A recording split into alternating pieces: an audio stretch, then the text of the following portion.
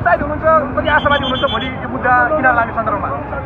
अब यो मुद्दाको अन्तिम फैसला होइन, अन्तिम फैसला जिल्ला अदालतले प्रक्रिया अनुसार अगाडि बढ्ने छ। अहिलेका हकमा दिगो बराबरको जमानत राखेर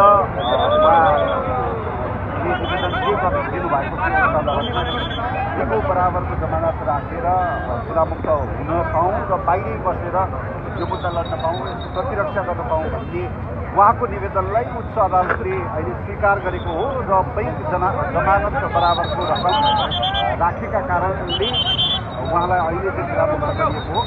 यो आदेश सकारात्मक छ। यो आदेश केही अघि नै आउँछ होला भन्ने हाम्रो अपेक्षा छ, तर तुलनात्मक रूपमा केही समय लाग्यो।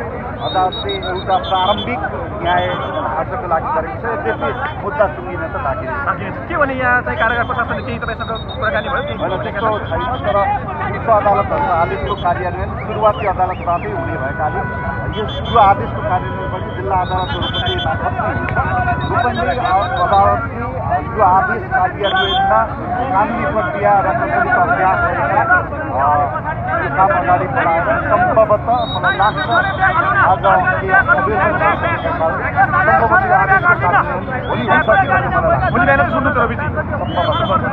Thank you so much. आज निस्किने सम्भावना चाहिँ छैन, सम्भावना छैन भनेर म भन्न सक्दिनँ, तर आज चाहिँ आदेश कार्यान्वयनका लागि रूपन्देही जिल्ला अदालतले त्यो आदेश कार्यान्वयनलाई कति छिटो अगाडि बढाउँछ त्यसमा निर्भर छ। रवि लामिछाने रूपन्देही नै पुग्नुपर्छ कि यता यहीँबाट कानुन प्रयोगको कुरा हुन्छ? रूपन्देही सम्भवतः पुग्नु पर्दैन भन्ने मैले बुझेको छु। रूपन्देही जिल्ला अदालतले पत्राचारहरू गरिसकेपछि कारागारलाई आदेशको उच्च अदालतको आदेश कार्यान्वयनका लागि पत्राचार गरेपछि सम्भवतः रवि लामिछाने। यसको मतलब भोलि फर्स्ट आवरमा 10 बजे कुन आवरमा त भन्न सक्दिनँ। अब 10 बजे भनेर अहिले भन्दाखेरि सम्भवतः रूपन्देही जिल्ला अदालतको आदेश कार्यान्वयनमा रूपन्देही जिल्ला अदालतले कति छिटो प्रक्रिया अगाडि बढाउँछ त्यति छिटो। आज चाहिँ रूपन्देही जिल्ला अदालतमा आदेश कार्यान्वयनका लागि प्रक्रिया सुरु भएको छ। त्यो प्रक्रिया टुङ्ग्याउनका लागि समय लाग्ने सूचना मैले प्राप्त गरेको छु, तर यो पूर्ण सूचना होइन। यद्यपि साथीहरू रवि लामिछाने स्वयंका सचिवालयका साथीहरू रूपन्देही जिल्ला अदालतमा हुनुहुन्छ।